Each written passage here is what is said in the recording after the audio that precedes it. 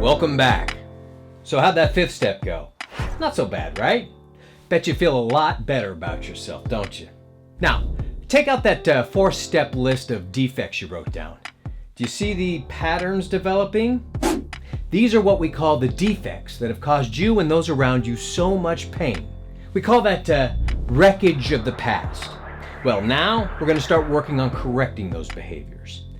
Now, as with most people, it took me a while to get around to step 6. Probably because this step required me to admit that I was hopeless and couldn't do it alone. Actually had to humble myself and become willing to ask for help. Now, what you need to know about me heading into this step was my biggest character defect was my pride. I mean, the simple act of stepping into a 12-step meeting for the first time went against my very nature. And with the arrival of step 6, I once again was required to embrace humility and ask for help, this time from the Creator. Now, early on in my recovery, I had the fortune of befriending one of the bravest men I've ever met, Blind Rick. Now, Rick had lost his eyesight late in his teen years after drunkenly stumbling into the path of a maniac with a shotgun, wound up with a point-blank double-aught buck shotgun blast to the face. To this day, he has no idea why that guy pulled the trigger. A single act of insanity had forever changed Rick's life. Without his eyesight, he was left defenseless and was forced to relearn everything. His first step was learning to manage simple tasks. So Rick's therapist led him to a horse stable, instructed him to perform some simple tasks, and left him alone. Now, Rick stumbled around for a few hours in the darkness, unable to complete a single task.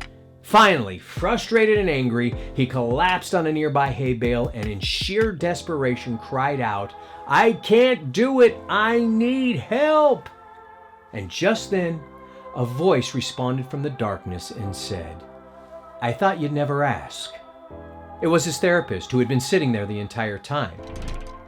The therapist said, "This is a very important lesson for you to learn, Rick, that sometimes it's okay to ask for help."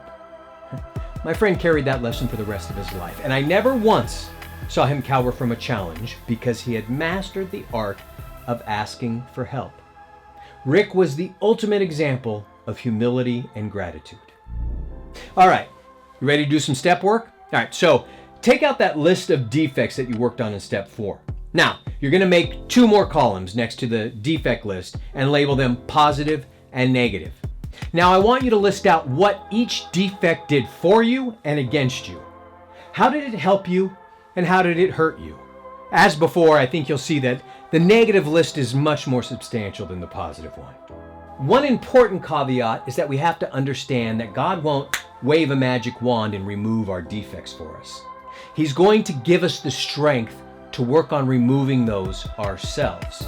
But we have to be willing to accept the help in order to change our lives for the better.